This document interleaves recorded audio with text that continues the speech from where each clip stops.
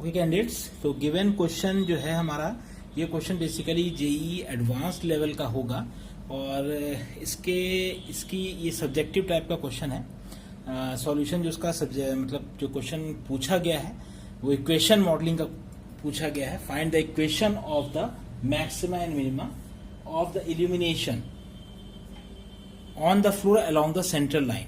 तो बेसिकली चूंकि find the equation पूछी गई है, इसका मतलब this is a kind of a subjective question. You have to show the processes that are by the alignment of which you are ready to solve the equation. Basically इस तरह के problem जब पूछे जाते हैं तो इसका पर्पस ये होता है कि स्टूडेंट के माइंडसेट को जज करना कि क्या उसका जो माइंडसेट है वो पेयर्ड मैनर में चल रहा है कि नहीं। पेयर्ड मैनर का मीन्स कि उसको ये जो फिगर आपके मैंने एक फिगर बनाई है और एक गिवन कंडीशन है। ये कंडीशन बेसिकली किसी भी स्ट्रीट लाइट के रिस्पेक्ट में या किसी भी रियल टाइम कंडीशन के रिस्पेक्ट में बहुत इजीली बन सकती है। तो क्वेश्चन को रीड कर लेते हैं, थोड़ा सा और आइडिया बढ़िया मिलेगा हमें। लिखा है given the lamps space 9.15 metre apart. तो जो ये जो लैंप्स हैं, ये मान के चलिए, आप ऐसे मान के चल सकते हैं कि ये कोई स्ट्रीट लाइट है और स्ट्रीट लाइट के लैंप्स हैं और ये सारे लैंप्स जो हैं वो 9.15 मीटर जो हैं वो आपस में डिस्टेंस पर है। मतलब एक लैंप दूसरे लैंप से 9.15 मीटर की डिस्टेंस पर दोनों लैंप हैं। And are suspended at a height of 4.575 metre. और जो ये जो मतलब इनकी जो हाइट है, या हम कह सकते हैं इनकी ये जो लैंप्स हैं इनकी हाइट कितनी है, दैट इज 4.575 मीटर। ये हर लैंप की हाइट, ये this is single lamp, this is single lamp, ये सिंगल लैंप, ये सिंगल लैंप, ये सिंगल लैंप और ये सिंगल लैंप, ये सारे लैंप्स हैं। इनकी हाइट ग्राउंड से जो है 4.575 मीटर यहाँ पे गिवन है।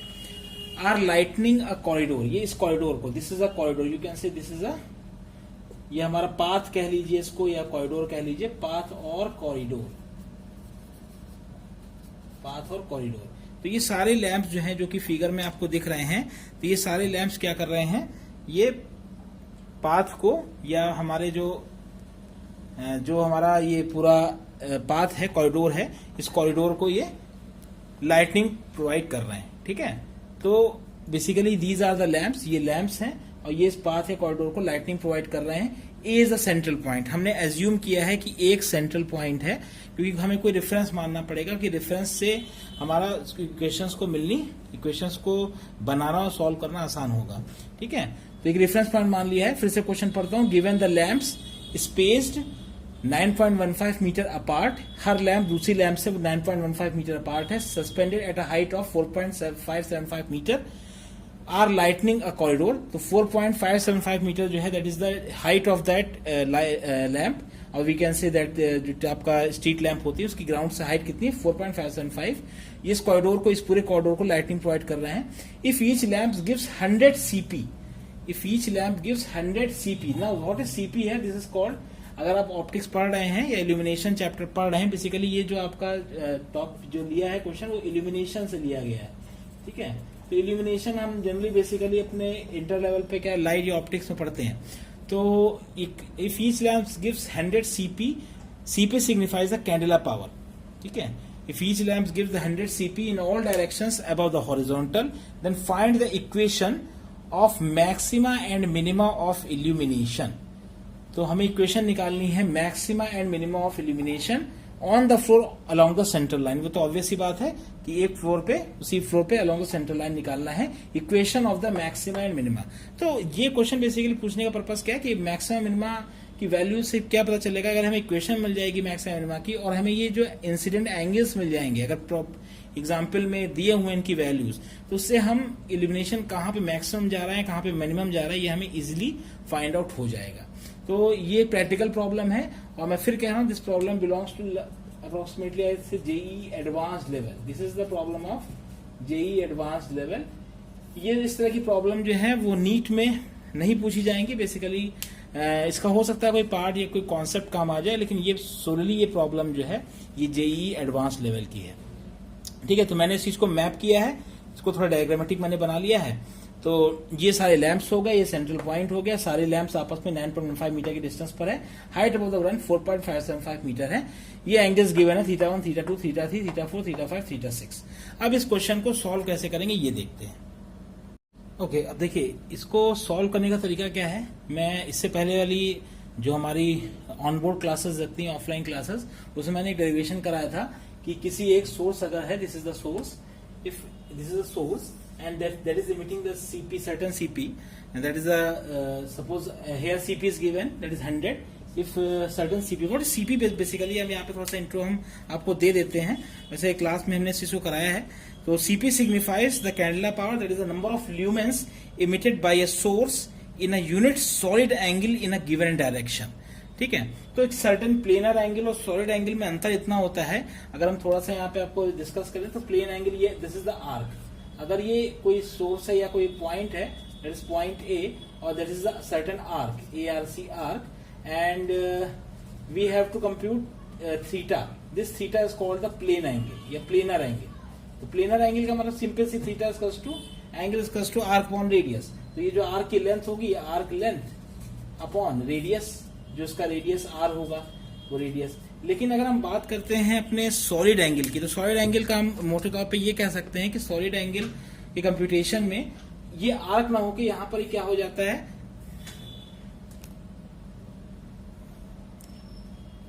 अगर हम सॉलिड एंगल की बात करते हैं तो ये आर्क जो हमने ली थी, ये आर्क में लेके यहां पर कोई स्ट्रक्चर होता है, सपोज स्ट्रक्चर इज सर्किल और स्फेयर, तो स्फेयर के हर सेक्शन का जो एंगल, जो पाइवट होगा किसी पॉइंट ए पर, दैट इज सॉलिड एंगल। तो सॉलिड एंगल और प्लेनर एंगल में this is called the solid angle. तो सॉलिड एंगल और प्लेनर एंगल में अंतर सिर्फ इतना ही है कि जो सॉलिड एंगल होता है वो किसी होल सरफेस का होता है और प्लेनर एंगल किसी आर्क का होता है। तो प्लेनर एंगल जो होगा हमेशा किसी आर्क का होगा, और सॉलिड एंगल जो होगा उस पूरे सरकमफेरेंस से हम कह सकते हैं जो पूरा स्ट्रक्चर है उसका किसी सिंगल पॉइंट पे जो इम्पैक्ट पड़ रहा है वो उसका एंगल वो होगा सॉलिड एंगल। तो अभी इस बेसिस पर हम इस चीज को बहुत ज्यादा इलेबोरेट नहीं करते हैं, क्योंकि ये जो है इसका एम्फेसिस इस क्वेश्चन पे बहुत ज्यादा नहीं है, बस समझना इंपॉर्टेंट है कि सॉलिड एंगल और जनरल एंगल में, प्लेनर एंगल में क्या अंतर होता है। अब बात करते हैं अपने क्वेश्चन पे आते हैं। ठीक है, तो क्वेश्चन क्या कहता है, क्वेश्चन को हमने सॉल्व करने का बेसिक स्ट्रेटजी क्या यूज की है। देखिए, अगर मैं थोड़ा सा इलेबोरेट करूं अपने कैमरा को, थोड़ा सा रिडायरेक्ट कर रहा हूं, तो हमारे पास थोड़ी सी स्पेस की प्रॉब्लम रहती है बोर्ड पे, क्योंकि जो कॉम्पिटिटिव लेवल के एग्जामिनेशन से क्वेश्चंस होते हैं ऑब्वियसली बात है इनमें स्पेस ज्यादा होता है, इनको सॉल्व करने के लिए कितना ही बड़ा बोर्ड होगा वो छोटा पड़ेगा। तो यहाँ बात करते हैं कि कैसे हम इस चीज को सॉल्व कर सकते हैं। तो मैंने क्या किया, मैंने पहले से ऑफलाइन क्लासरूम लेक्चर में बता रखा है कि इल्यूमिनेशन किसी पॉइंट का जो कि certain candela power lumen emit कर रहा है, ठीक है, illumination at any point on a plane surface due to light source at a height h from the ground. तो ये लाइट सोर्स कोई है, ये किसी ग्राउंड h की हाइट पर है, थीटा एंगल बनाता है। तो किसी पॉइंट P पर हम इल्यूमिनेशन कंप्यूट कैसे करेंगे, तो किसी पॉइंट P पे जो इल्यूमिनेशन कंप्यूटेशन होगा, तो इल्यूमिनेशन जो होगा that is CP/h² into cos cube theta. मतलब जो कैंडला पावर सोर्स इमिट कर रहा है उसकी वैल्यू अपॉन h जो हाइट है उसका square into cos cube theta, where theta is the what is the angle that the source is making with the we can say the point on which the light has been directed। तो P point पर जो भी इस source के कारण जो भी light पड़ रही है उसका ये जो एंगल थीटा है that is here. So CP/h² into cos cube theta, इसका डेरिवेशन है, यूं ही नहीं आ गया है, तो इसका डेरिवेशन जो है क्लासरूम प्रोग्राम्स में हम लोग कराते हैं। तो अभी इसको इस चीज को, चूंकि बहुत बेसिक डेरिवेशन है, कोई बहुत टफ चीज नहीं है, अगर आप थोड़ा सा अपना ट्रिग्नोमेट्री लगाएंगे तो निकल आएगा। तो बहरहाल हम इस क्वेश्चन पे आते हैं। क्वेश्चन अब क्या कहता है, तो क्वेश्चन के बेसिस पे हमने क्या किया है कि ये तो हमने इल्यूमिनेशन किसी पॉइंट P पर due to light source that is an angle theta with height h, वो हमने एक formula CP/h² cos cube theta जो हम जानते हैं, आप अगर रिवीजन कर सकते हैं तो वहां से निकाल सकते हैं, बहुत इजी फॉर्मूला है, हमने अपने क्लासरूम लेक्चर्स में निकलवा रखा है। अब इसका एप्लीकेशन यहाँ पर है, CP दिया हुआ 100 कैंडिला, हाइट दी है 4.575 मीटर, वो हमने यहाँ पे लगा दी, CP की वैल्यू रख दी, h की वैल्यू रख दी। अब यहाँ पे इंपॉर्टेंट क्या है कि illumination at point A due to each lamp हम कंप्यूट कर सकते हैं 100/4.575 का whole square into cos cube theta, जहां पे थीटा 1, थीटा 2, थीटा 3 कुछ भी हो सकता है। तो चूंकि अब टोटल एलिमिनेशन निकालना है, तो टोटल एलिमिनेशन किसी पॉइंट पर कैसे निकालेंगे, हम ऐड कर देंगे सारे एलिमिनेशन को। तो ये किसका गवर्न कर रहा है, ये पॉइंट एलिमिनेशन गवर्न कर रहा है I1 मान के चलिए, ये गवर्न कर रहा है I2 गवर्न को कर रहा है, ये I3 कर रहा है थर्ड लैंप के द्वारा एलिमिनेशन। ऐसे 6 लैंप्स के द्वारा एलिमिनेशन इसमें वैल्यू आप काउंट करके टोटल एलिमिनेशन निकाल लेंगे। अभी θ1, θ2, θ3 एंड θ6 तक की वैल्यूज गिवन नहीं है, इनको आर्बिट्रेरी रखी गई है। तो टोटल एलिमिनेशन का एक तो हमारे इक्वेशन मैथमेटिकल आ गई, लेकिन अगर हम क्वेश्चन पे ध्यान दें तो क्वेश्चन क्या कह रहा है कि we have to find the total, we have to find the maximum equation of the maximum और मिनिमा फॉर द एलिमिनेशन। मतलब किस पॉइंट पे मैक्सिमम एलिमिनेशन होगा, किस पॉइंट पे मिनिमम एलिमिनेशन होगा, ये हमें निकालना है। We have to calculate the equation of the maximum minima pertaining to this condition. तो किसी वो पॉइंट ऑफ इंटरेस्ट मैंने ए ले लिया है अपने कंफर्ट के लिए, जिससे कि एक थोड़ा सा एक यूनिक या सिमेट्रिकल डिस्ट्रीब्यूशन लगे। तो टोटल एलिमिनेशन का हमारे पास इक्वेशन है। टोटल एलिमिनेशन की इक्वेशन अपने CP/H² cos क्यूब थीटा वाले फॉर्मूले से एलिमिनेशन चूंकि किसी पॉइंट एक लैंप के द्वारा किसी पॉइंट पे निकाल दिया गया है इसका फॉर्मूले से, और उन सबको ऐड कर दिया गया, हमारे टोटल एलिमिनेशन हमें मिल जाएगा। Now we have to find the maxima और minima for this equation. We have to find the maxima minima for this. अब मैक्सिमम मिनिमम फाइंड करना है तो कैसे फाइंड करेंगे, तो हम अपना बेसिक टर्मिनोलॉजी लगाएंगे किसकी, जो हम अपने मैथमेटिक्स में लगाते थे डिफरेंशियल इक्वेशन में। वी हैव, अगर इस इक्वेशन को हम इक्वेशन 1 माने, we have to, if we encounter it as equation 1, then what will we do, then we have to differentiate this equation to obtain the maxima and minima. चलिए देखते हैं फिर कैसे डिफरेंशिएट करने के बाद क्या आता है। हाँ, तो उसको सब मैंने सॉल्व किया। तो देखिए जो प्रीवियस स्टेप से क्या किया, जो एलिमिनेशन की हमारी इक्वेशन आई थी, that is the equation of elimination, total elimination की इक्वेशन को इक्वल्स टू 0 कर दिया फॉर मैक्सिमा एंड मिनिमा। तो जो हम अब तक डिफरेंशियल इक्वेशंस में करते आ रहे थे मैथमेटिक्स में, कि जब मैक्सिमा मिनिमा किसी फंक्शन का निकालना होता था तो हम क्या करते थे, उसका डिफरेंशियल जो है वो 0 के इक्वेट कर देते थे। अब इंपॉर्टेंट बात क्या है कि डिफरेंशियल किसके रिस्पेक्ट में इक्वेट करेंगे। द इंपॉर्टेंट थिंग इज किसके रिस्पेक्ट में ये डिफरेंशियल इक्वेट होगा। तो डिफरेंशियल मैंने इक्वेट किया डिस्टेंस के रिस्पेक्ट में, वो डिस्टेंस है दैट इज d/dx। अब ये x क्या चीज है, where what is this x है। जब मैं इसको सॉल्व कर रहा था तो मैंने ये देखा कि सेंट्रल पॉइंट से हम एक डिस्टेंस एज्यूम कर लेते हैं x। Suppose we are assuming a distance x। थोड़ा इसको नीचे करते हैं अपने कैमरे के फोकस को। आप देखिए मैंने किस डिस्टेंस को x माना है। This distance is referred as x because हमारा जो डिस्टेंस दिया है हर लैंप का दूसरे लैंप से 9.15 दिया है। किसी पॉइंट ऑफ कंसर्न ए पे ये L3 से L4 की डिस्टेंस 9.15 है। तो हमने मान लिया कि इस L3 से पॉइंट ऑफ कंसर्न ए की डिस्टेंस x है, लेट सपोज कर लिया। इससे फायदा ये हुआ जब हमने ये डिस्टेंस x सपोज किया तो सेकंड पार्ट L4 से उसकी डिस्टेंस कितनी आ गई, 9.15 माइनस x, क्योंकि ये पूरा डिस्टेंस हमारा कितने का था, 9.15 मीटर का, यहां से यहां तक था। हमने जब इसको एज्यूम कर लिया x, तो ये कितना हो गया 9.15 माइनस x, ऑटोमेटिकली हो गया।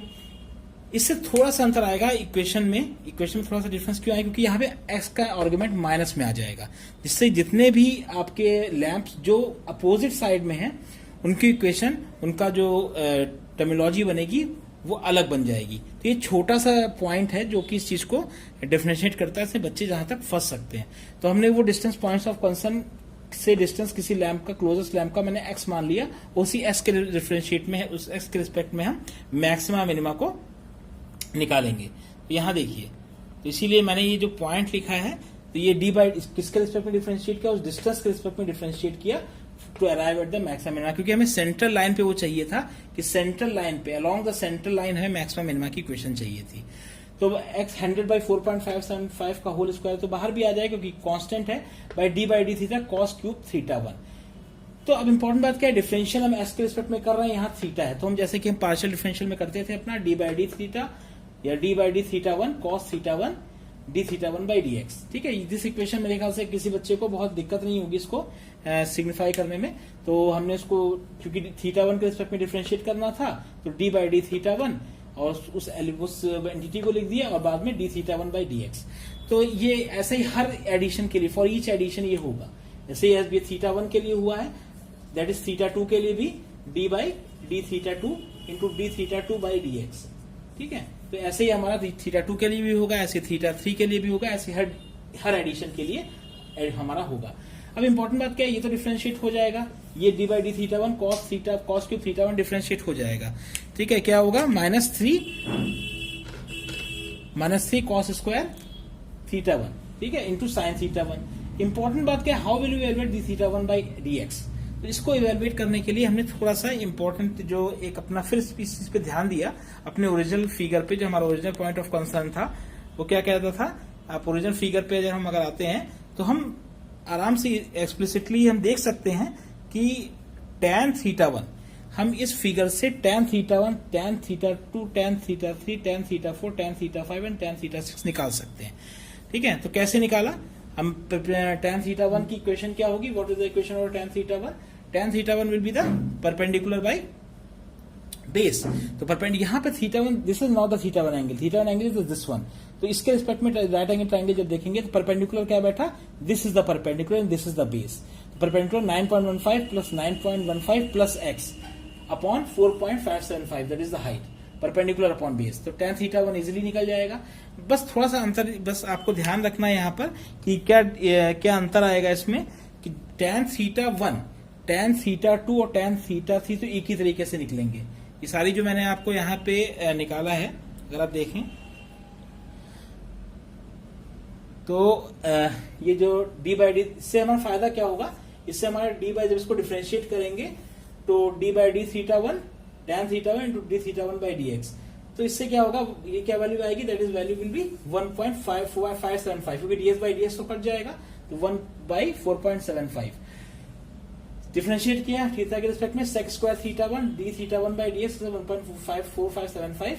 तो d theta one by d x की वैल्यू आ गई, that is 1/4.575 into cos square theta one. तो इससे D theta one by d x की वैल्यू निकल गई। लेकिन किस थीटा के लिए होगा, ये बेसिकली होगा केवल थीटा वन, थीटा टू और थीटा थ्री के लिए।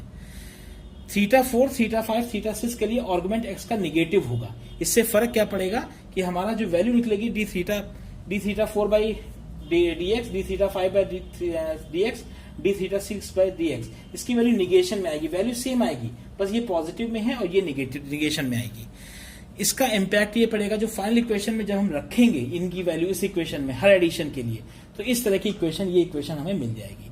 That is the equation of the minima and maxima. Equation of minima and maxima for illumination of the consequent lamps around a single point of interest. किसी single point of interest से maxima minima की equation 6 lamp के लिए निकाली है। आप चाहें तो और लैंप्स भी यूज कर सकते हैं, इसीलिए मैंने एंड सो ऑन करके रखा है यहाँ पर। तो लेकिन जितने भी एंगल्स इस पॉइंट ऑफ इंटरेस्ट के लेफ्ट साइड होंगे और राइट साइड होंगे, तो उनकी फॉर्मुलेशन में उन एंगल्स का जो ऑर्डर होगा या आर्गुमेंट होगा नेगेटिव पॉजिटिव, ये अलग अलग होगा। तो दिस इज द क्वेश्चन, इसको मैंने सॉल्व करने की कोशिश, मैंने सॉल्व किया है। और आपको यहाँ बेसिकली इंपॉर्टेंट क्या है कि थोड़ा सा जब भी कॉम्पिटिटिव एग्जामिनेशन से क्वेश्चंस आते हैं तो उनमें सबसे बड़ी समस्या होती है बोर्ड के स्पेसिंग की। तो इसीलिए आप अगर इसको ध्यान से देखेंगे तो कर ले जाएंगे, निकाल ले जाएंगे। ठीक है, तो इसलिए साइड बाय साइड मैंने कर दिया है। इस tan थीटा वाले कैलकुलेशन से आपको d theta one by d x मिल जाएगा, जो कि इसमें फाइनली रख दिया जाएगा, तो आपकी वैल्यू इस तरह की इक्वेशन आ जाएगी, क्योंकि इक्वल्स टू 0 है हमारा लास्ट में। यहाँ पे मैक्सिमम मिनिमम निकालने के लिए हम अगर अपने बोर्ड को वापस रिओरिएंट करें तो देखिए मैक्सिमम मिनिमम निकालने के लिए इस एलिमिनेशन वाली 0 है। तो जब ये निगेटिव cos के power 4 theta 4 sin theta 4 negation में आएगा, तो राइट साइड में आके पॉजिटिव में आ जाएगा। तो इस इक्वेशन जो बनेगी, equation of maximum minima, cos to the power 4 theta 1 sin theta 1 plus cos to the power 4 theta 2 sin theta 2 plus so और equals to cos to the power 4 theta 4 sin theta 4 plus cos की पावर 4 theta 5 sin theta 5 and so on. तो left side angles की equation एक side रहेगी cos sine में, और right side की इक्वेशन एक साइड रहेगी। तो दो फ्लक्चुएटिंग एंड बहुत इंपॉर्टेंट पॉइंट्स इसमें, जो पॉइंट्स ऑफ कंसर्न जो हैं, जो मैं इसको इलेबोरेट करूंगा कि फर्स्ट तो है कि आप जब वैल्यू निकालेंगे इस इक्वेशन से theta one by d x को ऐसे निकालनी है। जब मैंने इस क्वेश्चन को एनालाइज किया तो मैंने ये देखा कि tan थीटा वन से निकल सकता है ये, और tan थीटा वन से हमें D theta one by d x theta three तक, अब तो जितने भी पॉइंट सोर्स के लेफ्ट साइड में हैं उन सारे एंगल्स की इक्वेशन इस तरह से निकल जाएगी। अब आप कहेंगे कि सर हो सकता है किसी बच्चे के मन में आया सर थीटा टू कैलकुलेशन में तो 9.15 प्लस एक्स ही लगेगा, तो आप करके देख लीजिए, डिफरेंशियल के बाद जो होगा वो चीज कट जाएगी, सॉर्ट आउट हो जाएगी। अगर हम कैलकुलेशन करें, देखिए अगर इस चीज को, ये भी इंपॉर्टेंट है, आप देख लीजिए यहाँ पर अगर यहीं पर हम इसी कैलकुलेशन करते हैं किसी पॉइंट L2 से, यहां तो मैंने L1 से कर दी, tan थीटा 1 जो निकाला था वो L1 से निकाला था, L2 से आप निकालेंगे तो L2 से निकालने के लिए क्या होगा, आप सिंपल से काम कर सकते हैं कि जैसे कि अपने हमने निकाला था tan थीटा 2, तो क्या हो सकता है, perpendicular hypotenuse base 9.15 plus x upon 4.575, लेकिन जब d थीटा 2 बाई dx निकालेंगे तो ये ऑब्वियस सी बात है कि ये वैल्यू कितनी आएगी, आपको जो डिफरेंशिएट करनी है d बाई dx में, वो आएगी 1.4575 ही आएगी। ठीक है, इसी के आगे x लगा है, तो वैल्यू जो आएगी वो आपकी डिफरेंशिएट करने के लिए वो आपकी क्या है, कौन सी आएगी, चाहे आप L1 के लिए कंसीडर करिए, चाहे L2 के लिए कंसीडर करिए, चाहे L3 के लिए कंसीडर करिए, वैल्यू आपकी जो है वो हमेशा 1/4.75 है, क्योंकि बाकी सारे कांस्टेंट टर्म्स हैं वो कट जाएंगे, वो या उसको उसका वैल्यू जीरो हो जाएगी डिफरेंशियल में। डिफरेंशियल ऑफ द कांस्टेंट, किसी कांस्टेंट का डिफरेंशियल जीरो होता है। ठीक है, तो इसी आप किसी भी L1 L2 L3 किसी भी लैम्प को लेके चले, यहाँ पे जैसे कि मैंने tan थीटा 1 जो निकाला है वो किसके रिगार्डिंग निकाला है, फॉर L1 के लिए निकाला है। आप चाहें तो किसी और के भी निकाल सकते हैं, जिसके लिए भी निकालेंगे, क्योंकि वो कांस्टेंट वैल्यू तो जीरो हो जाएगी, फाइनली वैल्यू निकल के जो 1.575 कॉस बाय थीटा 1 गया, तो ऐसे थीटा 2 थीटा 3 जो भी थीटा कंसर्निंग थीटा होगा वही वैल्यू उसकी आएगी। ठीक है, तो ये this is important to consider, this is the equation of the maximum minimum for the consecutive lamps located in a row to illuminate a point ए।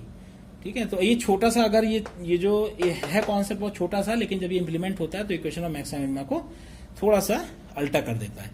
तो दिस इज द इक्वेशन, इसके सॉल्यूशन के लिए मैंने जो है इस क्वेश्चन को कराया था, डिस्कस किया है आप लोगों के सामने। अच्छा है कि आप इस क्वेश्चन को रिपीटेडली देखें, और रिपीटेडली देखने के बाद जो है आप इस चीज को सॉल्व करने की कोशिश करें अपने आप से, तो बेटर रहेगा और एक अच्छी प्रैक्टिस आपकी हो जाएगी क्वेश्चन पे। Okay, thank you for watching.